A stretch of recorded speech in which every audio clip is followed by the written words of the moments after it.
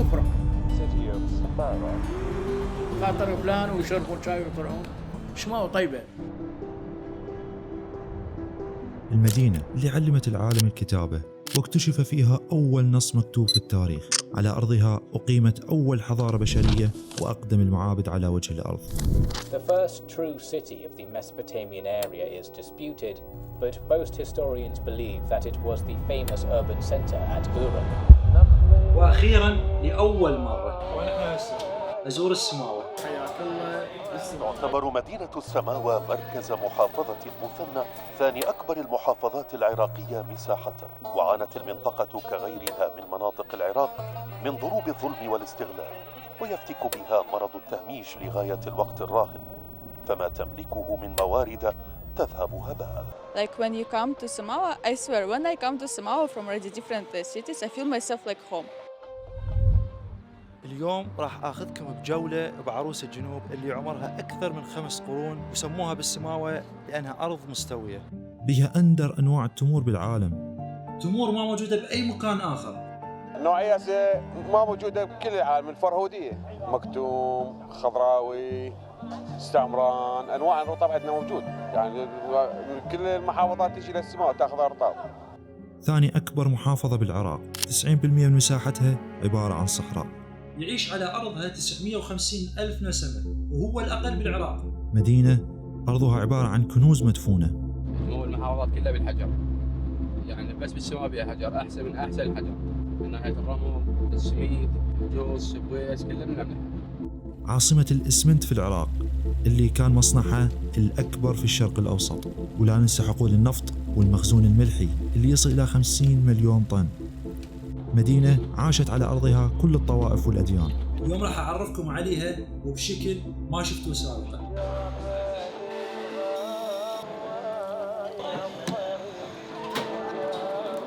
هواي سافرت وهواي مثل طلعت لمحافظات، بس مثل السواء ما شايف مثل طيبتهم أبد نهائيا.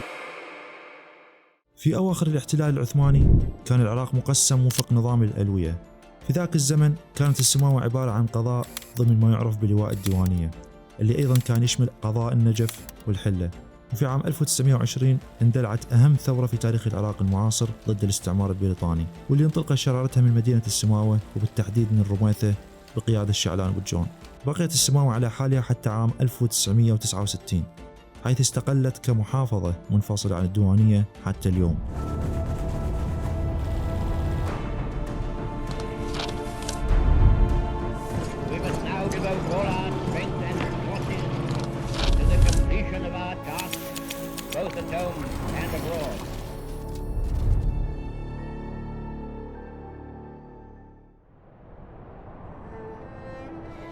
هذا المكان اسمه السوق المسقوف، وهو الأقدم بالسماوة من أيام العثمانيين.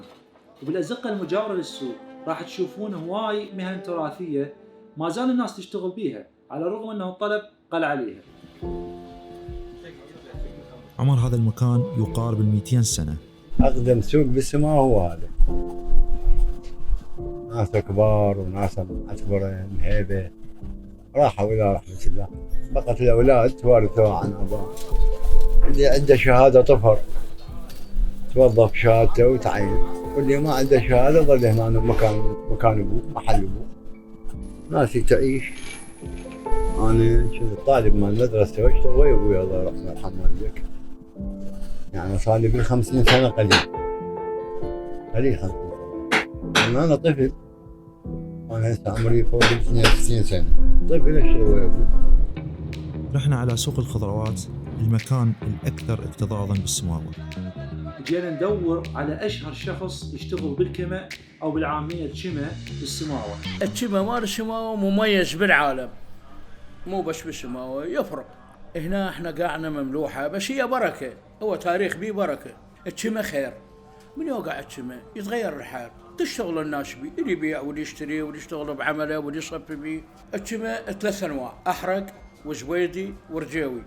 الرجاوي يصير نوع أبيض، هذا مرغوب بالكويت، والشمة من ينفتح الطريق للكويت يصير عمل بيه ويصير تجارة بيه وتشتغل الناس تاكل خبز وتشتغل. الشمة ما يجي كل سنة، يجي تفاوت السنين، بعض المرات يجينا كل 4 سنين، كل 3 سنوات، يجي شوف 2019 وقعدنا كما بالاطنان، ما اقدر اقول الرقم بي لانه الرقم من مقابل من يسمع ما يشيله بعقله. بالنهار نبيع لنا اكثر من 10 12 طن، وبالليل ينباع داخل البيوت 8 7 طنون. البحث عن الكمأة في الصحراء محفوف بالمخاطر، الذئاب ومخلفات حرب الخليج من الألغام. بال2020 اختلفت موازين الشمال، كما وقع قليل، صار سحب عليه ذا الكويت قوي. 9000 دينار اكو زايد،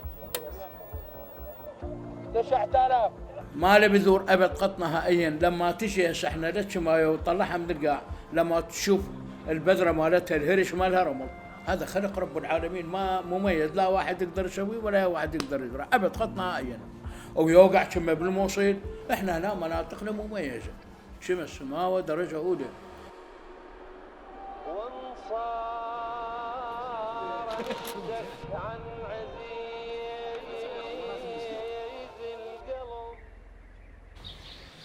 وصلت لهذا المكان حتى التقي عبد الرحمن يوجين واسويها مقابله سريعه عن حياتهم بالسماوه. بعد السؤال عرفت انه هذا المكان تابع لاحد اهالي السماوه اللي بناه على اطراف نهر الفرات. المميز انه هذا المكان مفتوح للجميع للعامه، يعني اصبح كحديقه عامه. انا رجال مغترب بالسويد كنت، فمن رجعت للعراق لقيت اكو نقص بالوعي البيئي ونقص كذلك بالاماكن الترفيهيه بمدينه السماوه. فقلت افضل شيء خل اسوي طريقه انه الوعي البيئي. نشرت سويت حاويات ونظفت الشوارع ونظفت الاسواق، فما وصلت الفكره بالشكل المضبوط. فانا املك بستان خاص الي ملكي، فقلت افضل طريقه خل احول هذا البستان الى حديقه عامه، وهاي الحديقه العامه تجيها الناس. راح اول مره جو اصدقائي وبعدين الاقرب وثم الاقرب، بعدين وصلت الى مراحل الجامعات والمدارس والاعداديات وكليه الزراعه تاخذ بحوث. من خلال هاي التجمعات انا ابديت احكي ويا الناس عن الوعي البيئي، عن النظافه، شلون نحترم بيئتنا، شلون نحترم مدينتنا. وهاي الناس من تجي انه هي تدخل ببلاش. فانا سعادتي وين؟ انه سعادتي انه لما القي الناس مرتاحه. يعني راح اغلب الناس يقولوا انت شنو يعني ترشح انتخابات مثلا؟ يعني شنو الغايه من عندك تخسر هاي الملايين وعندك الاكياس وما اكياس والنظافه، وانا بيدي انظف طبعا. قلت لهم لا، انا عندي مبدا انه سعادتي من سعاده الاخرين بدون مقابل. احب يسموني لطيف باسمي حتى الفوارق الطبقيه بيني وبين بعض الناس تنزل. يعني تعرف الناس فقراء وناس اغنياء، فما احب هاي. حتى الطفل يصيح لي لطيف، الكبير يصيح لي لطيف، هذا الشيء.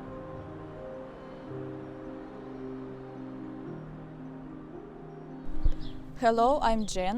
I'm 25 years old and I'm Russian from Siberia, and I'm a model and photographer. أنا عبد الرحمن نايف، سكن سماوة، ولد بغداد، model. When I come to Iraq, it's just like, wow, so beautiful colors, because here is colors like, you know, this beige, milk, white, like this in desert, and actually it's so beautiful. And I think the most important, if you are open-minded person, you will be happy wherever you are.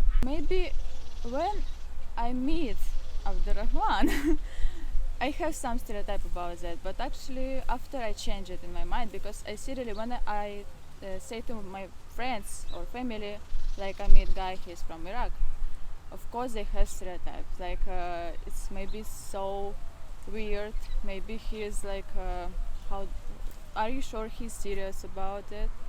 And like this kind of thing. Maybe he's dangerous. Yeah, but it's actually of course not true. I mean, I'm really trying to remove all these stereotypes from head of my friends and my family. I hope it's working. الناس فرق يعني، مع احترامنا باقي المحافظات، مع احترامنا للناس باقيين، بس ناسنا، ربعنا، عشائرنا، اهلنا، يعني الواحد يعرف الثاني هنا. يعني مو مثل غير المحافظات من تطلع وشي. ناس سماوة تختلف. انا بالنسبه لي عشق السماوة، يعني لا بصراحه، يعني اني اعيش خارج السماوة لا، كبيت هنا، استقرار هنا، بس انه كعمل اوكي، بس كسماوة لا احبها. It's a nice, small, comfortable city, like cozy city, like, you know, cozy small town. Because actually when I was born in Russia, it's also a small city. And people they know each other. All people, they know each other in this city. And actually, it's fine. I love it because I have same experience in Russia. I live like this. I was born in small city, so for me, it's fine to stay here. What was your family reaction when they know you are married or you want to marry to a Russian man? Iraqi specifically no. Yeah, they was surprised first, but after when they saw him through video call, and they saw him like how he care about me, what he do for me. I think little bit day by day, step by step, but they changed their minds about him, about us, about our relationship, and about his country. Okay, so yeah, now it's fine already. They actually love him already. How do you communicate with each other? Like body language. No, I'm kidding. Of course, mostly English, but also sometimes we just mix it, like some Russian words with some Arabic words. And just because now I'm staying in Iraq, I already learned some more Arabic words, so I can sometimes communicate like easy ways, easy words, easy phrases. So yeah. Like شلونك شو اخبارك شلون امك؟ شلونكم شو اخباركم شو بلادكم؟ شوف انا شخصيا انسان ما كنت اني اريد الزواج هاي اطلاقا، ما كان عندي ببالي اني اتزوج ان كان عراقيه وان كان حتى من خارج العراق، بس تعرف ان القسمه ونصيب احنا نقول عليها. ميبي يمكن والله بصراحه اللي صار انه بصراحه كنت اني حاب انه بصراحه اني اسافر اعيش الحياه السفر كشاب واني اعيش خلاص اني بس ما اعرف شنو صار بصراحه يعني. شنو ما اعرف. وصلت لمقهى بن أكبر واللي صاحبه يعتبر أول باريستا بالسماوة، والباريستا هو الشخص المختص بكل ما يتعلق بالقهوة وصناعتها. علي أكبر صاحب كافيه بن أكبر بالسماوة. كنت أنا دائما أسوي القهوة ببيتنا، يعني البيت مالتنا كان عندي جهاز مال قهوة صغير مال اسبريسو، وكنت دائما اسويها واسوي لجماعتي، فكانوا يعني يحبون القهوة، انه يقولون علي طيبة ما ادري شنو هاي. فكنت من قبل انه افكر انه افتح هذا المشروع. كان الفرصه والفضل من الله سبحانه وتعالى انه افتح هذا المشروع بالسماوه هو بايام كورونا. بس من فتحنا المشروع مالتنا مو فتحنا انت عبث يعني، لا يعني انا كنت انه اتعب على الجوده مال الطعم، انه دائما قبل لا كنت افتح يعني المشروب اللي اسويه اضوي اكثر من صديق، يعني اخذ بالراي مالته شنو رايك بهذا الطعم، شنو هذا الطعم الجديد. فاكو عندنا جماعه يعني عندنا ناس مثل ذواقه انه اعرف منو اروح له واقول له على هذا الشيء.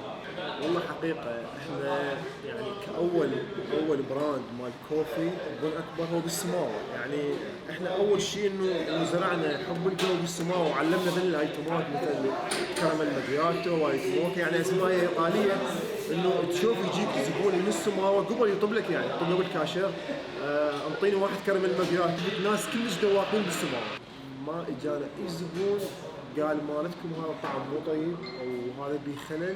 اللي الشغلات اللي تطلع يعني هاي الاخطاء انه هذا والله حلو هذا بيه قليل حلو فقط هذا الشيء، بس انه على الطعم لا. انه نريد نوصل هذا الاسم يعني كبراند وانتشار على مستوى العراق. لحسن الحظ هنالك مسجدين في هذه المحافظة، أحدهما ملاصق للآخر. هذين المسجدين أحدهما للشيعة والآخر للسنة. جيت لهاي المنطقة من السماوة لأنه سمعت أكو قصة مميزة، وهاي القصة تمثل بوجود جامعين متلاصقين لطائفتين مختلفتين. اللي تشوفونه وراي هو جامع للشيعة وملاصق له جامع للسنة.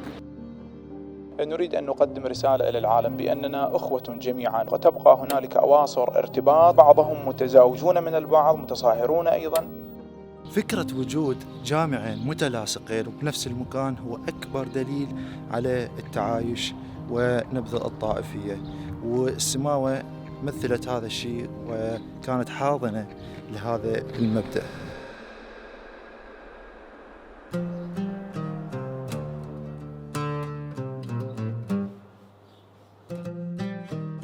البيت يعود إلى المالك مال الأخير اللي يتحدث لكم عبد اللطيف علي محمد آل شكر. روح السماوة عبارة عن مشروع تحويل بيت عمره أكثر من 100 سنة إلى متحف. هذا السرير قديم كلش منذ قيام البيت، يعني عمر هذا السرير 100 عام.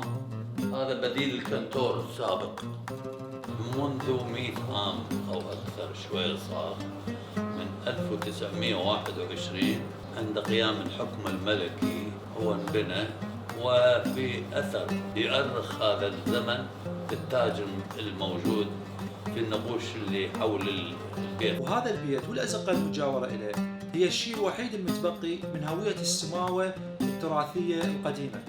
لاحظ أنه ماكوش نوافذ بالغرف، بس هي موجودة، نوافذ موجودة. هذه الغرفة اللي انولدت بها أنا وأخواني، ماكو نوافذ بس هي موجودة.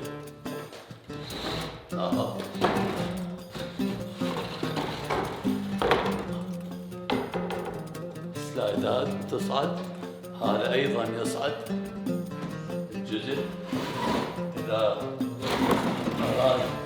أرادت العائلة.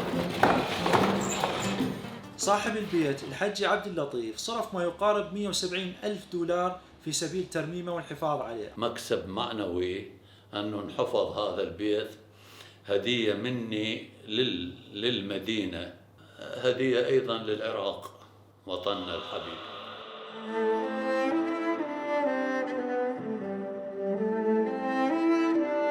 أنا بصراحة وش أقول عن السماوة؟ السماوة سماوتي، يعني شنو بالنسبة لي؟